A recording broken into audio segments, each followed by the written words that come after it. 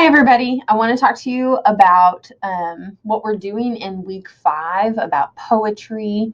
So, in week 5, we introduce the idea of rhyme, so rhyme scheme and rhythm and sound in poetry.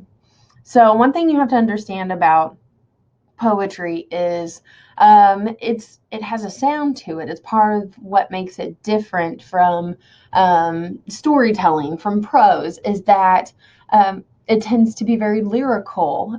Think music, right? Music is just poetry that we have put instruments to in some fashion. So a lot of music is poetry.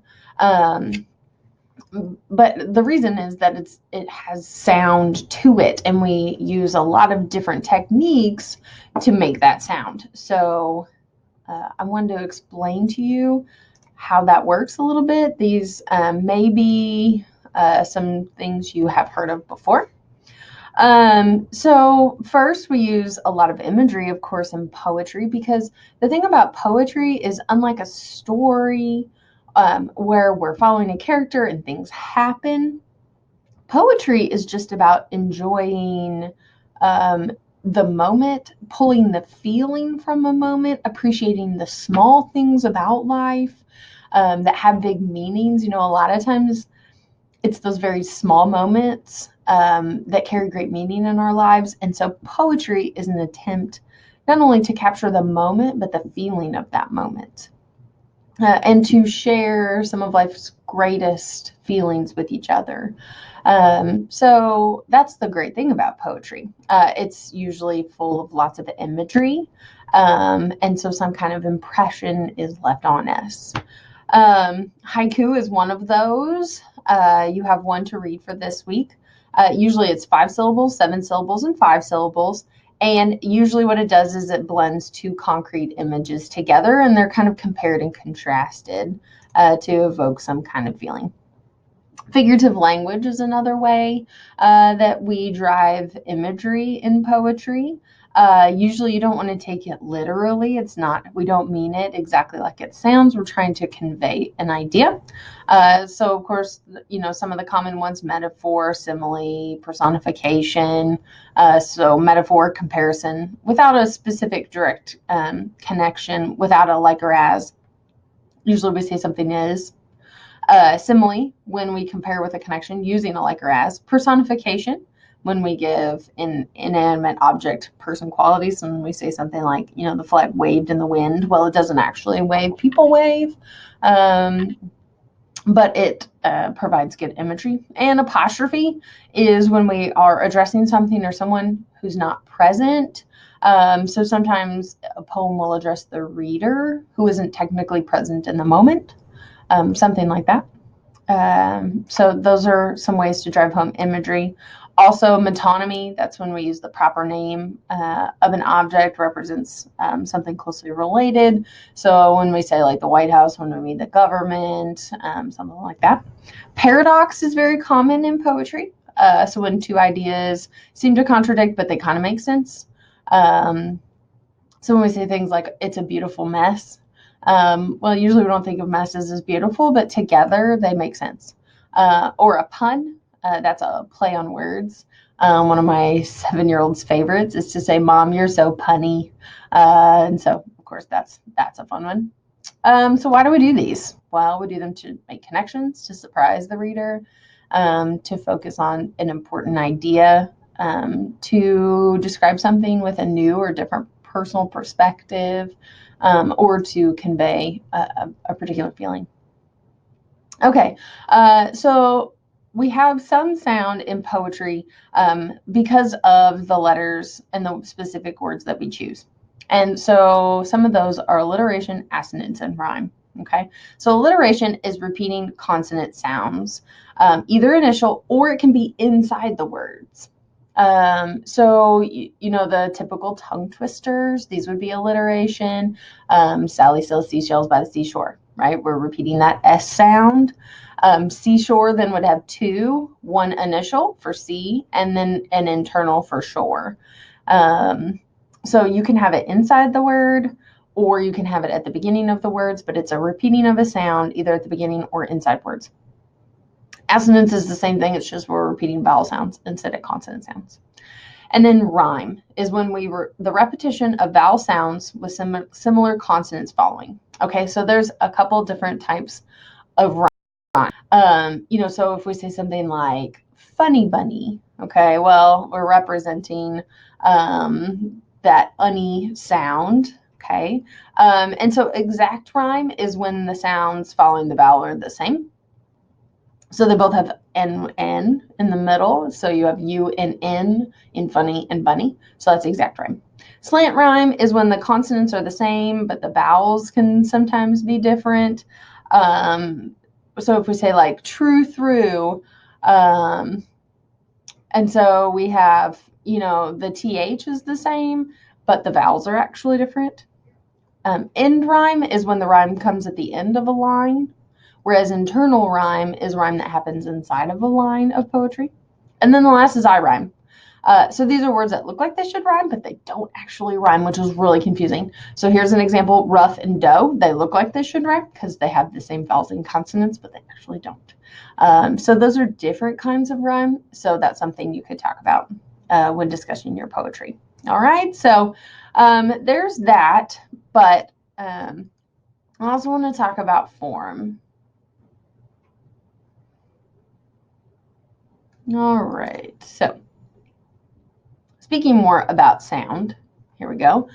So I want to talk about meter. So meter is basically like hearing the syllables in poetry. Okay, sorry. So let me pull up one of your poems for this week. Let me pull out. We'll do, actually, I was going to do one of these. Hold on. If at all.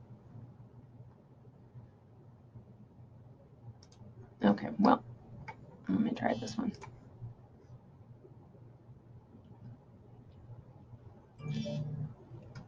All right, so here's Soliloquy of the Spanish Cloister. This is about a monk.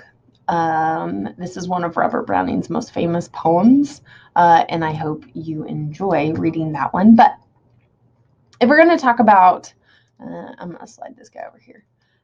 If we're going to talk about the sound in this particular poem, okay, first we have to decide what the meter is. So how many stressed and unstressed sounds there are. So in this poem, you can see, if I listen, sometimes people tap to hear the syllables, okay? So you can do something like this. Grr, there go my heart's abhorrence. Okay, so you have grr, there go my heart's abhorrence. And so you want to do it kind of sing-songy, okay? Grr, there go my heart's abhorrence. So I can hear that I have 4 feet, okay? So if I go look over here, so the number of times a meter is repeated in a line. So here I have 4, so I have tetrameter. Okay, so that line, this line right here, try to move this over so I can get both. Okay, this line right here, so grr, there go, my heart's abhorrence, since it has 4 repeats of the meter, you can see I have tetrameter. Okay, so the meter is, I have 2 parts to meter. I have a stressed and an unstressed sound. Okay, and so every time that pattern repeats, then that's considered 1 foot. All right, so grr, and when you feel that like downbeat, that's stress. Okay, grr, there go, and I would kind of raise up when I say there go, and so I have unstressed, stressed. Okay, and then I would kind of raise up again. The sound kind of rises in the next word, my hearts, and so then I go back down. So I'm going, grr, and And then I have there go my heart's abhorrence. And so I can kind of feel like I do unstressed, stressed, unstressed, stressed, because I go up, down, up, down, up, down in the sounds that the words make. Doing that, okay, so, whoops, I didn't mean to do that. So when I do unstressed and then stressed, okay, so there go my heart's abhorrence. And so I can hear it sounds unstressed, stressed, unstressed, stressed, because it sounds kind of high and then low, high and then low, high and then low. What I have there then is iambic. So the type of meter I have is iambic, and the number then is tetrameter, because I said I had 4. It repeats 4 times in that line. So to put it all together, I can hear that my meter, okay, my syllables sound unstressed, stressed, unstressed, stressed, right? There go my heart's abhorrence. Okay, and then I say, oh, well, that repeats 4 times if I include the ger, okay? So I know I have 4. So that's tetrameter. And then I have to decide what kind of tetrameter I have, and I have iambic tetrameter. Now, the most common type of meter is this unstressed, stressed, and the reason is that's the meter we tend to speak in.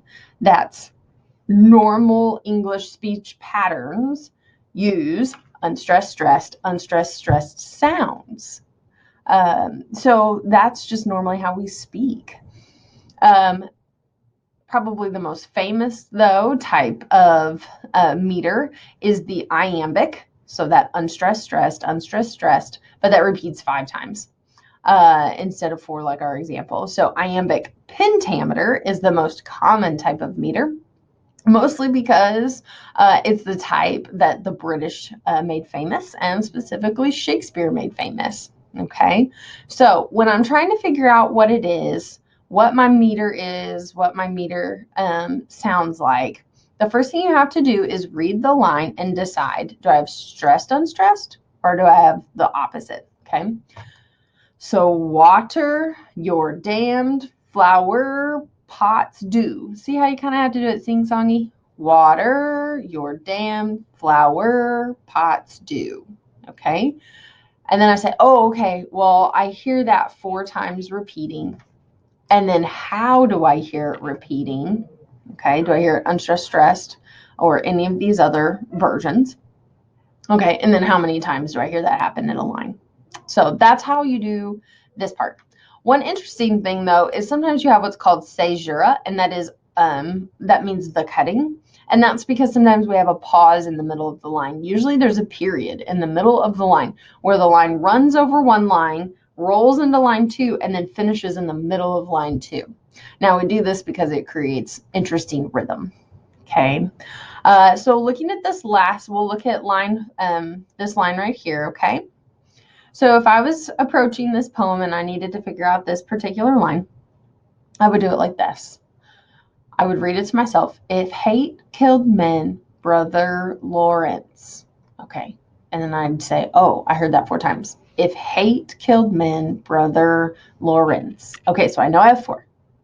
And then I have to decide, where's the stress and unstressed? If hate killed men, Brother Lawrence. Okay, well, that almost sounds like stressed, unstressed, stressed, unstressed. If hate killed men, right? And then I'd have to say, okay, well, which one of these do I have? Stressed, unstressed. Well, I have this one. Okay, and then how many times did it have, or did it happen in the line? 4 times. Okay, so I have to kind of listen to it and decide what type it is, what pattern it's following as far as stressed and unstressed sounds, and then how many times that happens in the line. All right, so that's that. The other thing I want to talk about, and let me slide this over here. So besides this, okay, there are different forms of poetry. Some of them are very closed forms, And so those are ones that follow a pattern, and you can take a look at those. Others are open form, especially modern poetry is much more very open, free form, doesn't have rhyme scheme or meter or anything, okay? And then there are some that are fixed forms. And actually, let me go back to this. The closed forms, so they have to have some kind of pattern to them. So like blank verse, it may not rhyme, but it does follow a very, very specific meter because it uses iambic pentameter. So it has a dun dun dun dun dun dun dun dun, and it does it 5 times in a line. A couplet is anytime you have 2 lines that rhyme. A tercet is 3 lines that rhyme, and a quatrain is 4 lines that rhyme. Okay, so that's a closed form. Fixed forms usually are closed, but they also talk about a certain theme or a certain subject. So not only do they have to follow very specific patterns, they also have to be about certain topics. So these are the hard ones to do. Okay, so a couple of these are sonnet, which has to have 14 lines. It has to have iambic pentameter. It has 3 quatrains, so 3 4 lines, and then a couplet at the end with a turn. So you get A, B, A, B, C, D, C, D, E, F, E, F, and then this turn at the end, the G, G, is where things flip. Okay, so if this is like all sad, sad, sad, then in the turn it'll be and happy. Okay, so be on the lookout for that turn in that last couplet or those last 2 lines that rhyme. An epigram is just a witty little couplet, so it's real short and quick. A villanelle follows a very, very specific pattern. A lot of times it's about dying, so just know that. Okay, a ballad, it's a plot-driven song that has really, really fast happening story. On the flip side of that, we have an ode, which a lot of times is about somebody who has died. So sometimes you get some story, but it's usually in praise or dedication to their life, their sacrifice, something like that. It's usually somebody famous. And then finally, to kind of go along with that, elegy is kind of what we do when we speak at funerals. It's remembering the death of a person. So it includes 3 parts. You lament their death, you praise their life, and you give consolation to those who are listening. Okay, so these are very, very specific types of closed form poetry, and that's called fixed form. So they're very, very particular. And then you just have the free spirit over here, the open form, that just kind of do what they want. So those are different forms, and you'll need to use those terms. Okay, and so things like that. I'll let you look over that. The last thing I want to talk about, though, is rhyme scheme. So when you do rhyme scheme, the way that it works is you actually would mark rhyme scheme with a letter. Okay, so girther go my heart abhorrence. The first line you give an A. Okay, water your damned flower pots do. Well, that doesn't rhyme with this one, so it gets its own letter, B. If hate killed men, brother Lawrence. Now wait, that rhymes with abhorrence, so these get the same letter. So this would be an A. So then I would put an A next to this one too, and it won't let me write on here, otherwise I would. God's blood would not mine kill you. Well, you and do rhyme. Okay, so this section right here, these 4, okay, we would consider those a quatrain. So it's a 4-line thing that kind of sticks together. And the rhyme scheme here would be A, B, A, B. And anytime a line 2 lines share the same letter, that's the indication that they rhyme. Okay. And so what? Your myrtle bush wants trimming. Oh, that rose has prior claims, needs its leaden vase filled brimming, hell dry you up with its flames. Remember, this is a monk's saying these things, so it's very sarcastic and ironic. Anyway, so trimming, though, doesn't rhyme with any of these. So A and B are taken. We've already used those letters. So we would give this line a C, okay, and we would write a C out here. Claims doesn't rhyme with any of these others, so it would be D. Brimming rhymes with trimming, so we would give it a C, and flames rhymes with claims, so we would get D, okay? We would use that D again. So we would get A, B, A, B, and those all rhyme together. And then C, D, C, D, okay? And so that's what that means when you talk about rhyme scheme is that anytime two lines rhyme together, you give them the same letter to show that they rhyme. And then you're able to see patterns by doing that. That's the reason that we do it. So be sure that you're giving us the rhyme scheme for your poem that you choose for this week also. Okay. By the way, if you're doing one of the long ones, the ode, elegy, or any of those fixed form ones that are much longer, the ballad, things like that. If you're doing one of those really long ones, it repeats a lot. So just give us a chunk of it. Okay. You don't necessarily have to keep then repeating over and over and over again. All right. So that's a little bit about meter. I've also included some other videos in this week of other people discussing how to scan a poem. So doing that where you're figuring out stressed and unstressed syllables and how many times they repeat, that's called scanning a poem. And so I've given you two other videos by other people explaining how to scan a poem. So feel free to take a look at those. Other than that, go through these. Be sure you give me your paper by Wednesday. So you're going to take that novel analysis worksheet, the thesis sheet. Now it's time to make it into an entire paper.